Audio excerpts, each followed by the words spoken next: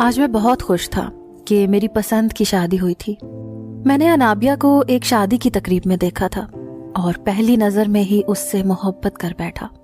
وہ اس قدر حسین تھی کہ میں نے فوراً اس کے گھر رشتہ بھیج دیا اور آگے سے ہاں ہو گئی، کیونکہ میری اچھی نوکری لگی تھی ابھی نئی نئی، اسی وجہ سے لڑکی والوں نے ہاں کر دی۔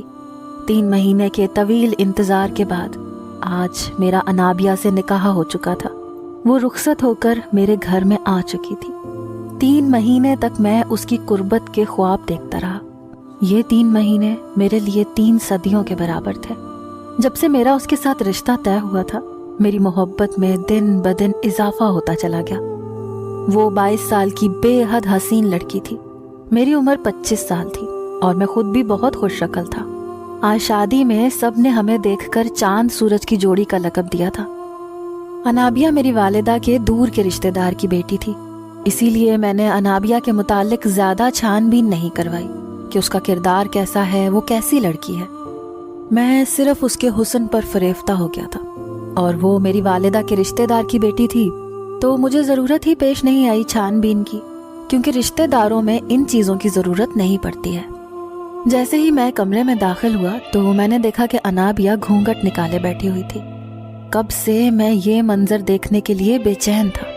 میں نے آہستہ آہستہ قدم اس کی طرف بڑھائے، اس کے سامنے آ کر بیٹھ گیا۔ میں نے محسوس کیا اس کے ہاتھ کانپ رہے تھے۔ یقیناً وہ گھبراہٹ کا شکار تھی۔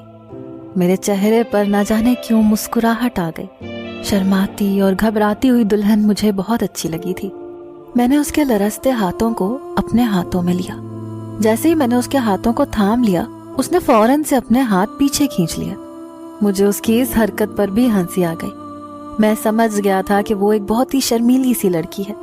مجھے شرمیلی لڑکیاں اچھی لگتی تھیں، شاید اسی لیے مجھے انابیہ اچھی لگی تھی۔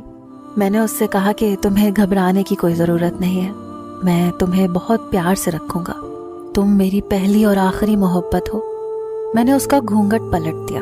وہ بے حد حسین لگ رہی تھی، ایسے لگ رہا تھا آسمان سے کوئی پری اتر کر میرے کمرے میں آ گئی ہے۔ میں اپنے آپ کو خوش قسمت سمجھ رہا تھا۔ میں نے اس کے حسن کی تعریفوں کے قصیدے پڑھنے شروع کر دیے، لیکن اس کے چہرے پر ذرہ برابر بھی مسکراہٹ نہیں آئی، تو میں تھوڑا سا پریشان ہو گیا، کیونکہ دلہن تو بہت خوش ہوتی ہے جب دلہا اس کی تعریف کرتا ہے۔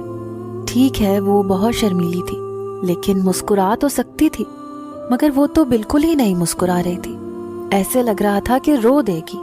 میں نے اس کے قریب ہونے کی کوشش کی تو اس نے ایک دم سے پیٹ پکڑ لیا، کہنے لگی، مجھے پیٹ میں بہت درد ہو رہا ہے جو میری برداشت سے باہر ہے۔ اس کی بات سن کر میں پریشان ہو گیا۔ تھوڑی دیر پہلے میں بہت خوش ہو رہا تھا، اب اس کی اداؤں پر مجھے کوفت ہونے لگی۔ مجھے لگ رہا تھا کہ اسے کوئی درد نہیں ہے، وہ بہانہ بنا رہی ہے تاکہ میں اس کے قریب نہ جاؤں۔ میں نے اس سے کہا کہ ٹھیک ہے، میں تمہیں دوائی دے دیتا ہوں۔ میں کمرے سے باہر نکل گیا، سوچ رہا تھا کہ گھر والوں سے کیا کہوں کہ میری بیوی کے پیٹ میں درد ہے، اسی لیے اسے ٹیبلٹ چاہیے۔ یہ باتیں سوچتے ہوئے مجھے نہ جانے کیوں بہت عجیب محسوس ہو رہا تھا۔ سب گھر والے سو چکے تھا۔ میں نے لاؤنج میں دوائی تلاش کرنی شروع کر دی، جو کہ مجھے مل بھی گئی۔ میں دوائی لے کر پلٹنے ہی لگا تھا کہ میرے کزن نے مجھے وہاں پر دیکھ لیا، جو کہ میرے ماموں کا بیٹا تھا۔ اس نے میرے کندھے پر ہاتھ رکھا، معنی خیز مسکراہٹ اپنے چہرے پر سجا کر بولا کہ سب ٹھیک تو ہے؟ میں نے کہا سب ٹھیک ہے، میری بیوی کی طبیعت کچھ ٹھیک نہیں ہے، اسی وجہ سے میں اس کے لیے دوائی لے کر جا رہا ہوں۔ تو آگے سے میرے کزن نے کہا کہ لڑکیاں تو شادی کی پہلی رات اس قسم کے بہانے کرتی ہی ہیں، خاص کر ایسی لڑکیاں جنہیں اپنا شوہر پسند نہیں ہوتا اور ان کی پسند کی شادی نہیں ہوتی، تو وہ بیماری کا بہانہ کر دیتی ہیں۔ یقیناً تمہاری بیوی بھی اسی وجہ سے بیماری کا بہانہ کر رہی ہے، شاید اسے تم میں کوئی دلچسپی نہیں ہے۔ اگر وہ شادی سے خوش ہوتی تو تمہیں اس وقت کمرے سے باہر نہ نکلنا پڑتا۔ میرے کزن کی باتوں نے تو میرے اندر جیسے آگ لگا دی تھی۔ مجھے بہت غصہ آیا تھا، لیکن میں شادی والے گھر کا ماحول خراب نہیں کرنا چاہتا تھا۔ تھوڑی دیر پہلے جو میں سوچ رہا تھا کہ شاید واقعی میری بیوی کو پیٹ میں درد ہوگا، لیکن اب اپنے کزن کی باتیں سن کر مجھے محسوس ہو رہا تھا کہ شاید وہ سچ بول رہا ہے۔ کیا واقعی انابیہ اس شادی سے خوش نہیں ہے؟ اگر وہ خوش نہیں تھی तो फिर उसने शादी के लिए हामी ही क्यों भरी थी? जहां तक मेरे इल्म में था तो उसके घर वालों ने उसकी रजामंदी से ये रिश्ता तय किया था। फिर मुझे एहसास हुआ कि मेरे कज़न ने शैतानी वसवसा मेरे अंदर डाल दिया है मेरी बीवी के खिलाफ। लोग इस तरह की बातें करते हैं ताकि मियाँ बीवी का रिश्ता खराब हो जाए। मुझे याद आया कि मेरे मामू का ये बेटा जो मुझसे इस किस्म की अजीबोगरीब बातें कर रहा था, इसको खुद शादी का बहुत शौक था और इसको कोई लड़की नहीं मिल रही थी। शायद वो मेरी शादी को देखकर हसद में मुब्तला हो गया था, इसीलिए उसने इस किस्म की बात की ताकि मेरी खुशियां गारत हो जाए। मैंने इन ख्यालों को झटक दिया और अपने कमरे की जानिब बढ़ा। देखा तो अनाबिया बहुत जोर से अपना पेट पकड़ कर बैठी है और उसकी आंखों से आंसू जा रही हैं। मैं फौरन उसके पास गया, उसे दवा दी और पानी पिलाया। मैंने उससे कहा कि वो थोड़ा आराम कर ले। जैसी भी थी वो मेरी बीवी थी और उसका ख्याल रखना मेरी जिम्मेदारी थी।